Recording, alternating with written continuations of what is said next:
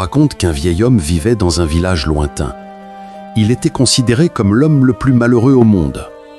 Tous les habitants du village en avaient assez de lui, car il était constamment découragé, toujours en train de se plaindre et de gémir. Pas un seul jour ne passait sans qu'on le voie de mauvaise humeur. Et plus il vieillissait, plus ses paroles devenaient dures et négatives. Les villageois le fuyaient autant que possible, car sa malchance semblait contagieuse. Il était impossible pour quiconque de rester heureux en sa présence, tant il répandait tristesse et malheur autour de lui. Mais un jour, alors qu'il venait d'atteindre l'âge de 80 ans, quelque chose d'étrange se produisit. Une rumeur surprenante commença à circuler. Le vieil homme est heureux aujourd'hui. Il ne se plaint de rien, il sourit même. Son visage semble lumineux, transformé.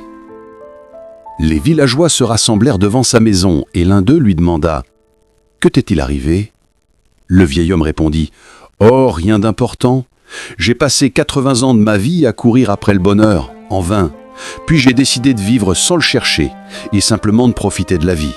C'est pour cela que je suis heureux maintenant. » La leçon de l'histoire.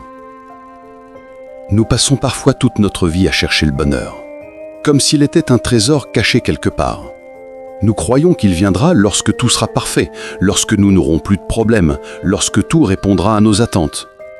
Pourtant, le vieux sage a découvert après 80 ans que le bonheur n'est pas quelque chose à poursuivre, mais une manière de vivre.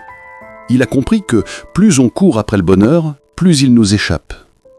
Le vrai bonheur commence le jour où l'on accepte la vie telle qu'elle est, avec ses imperfections, ses hauts et ses bas, et que l'on décide de profiter du moment présent sans attendre que tout soit parfait.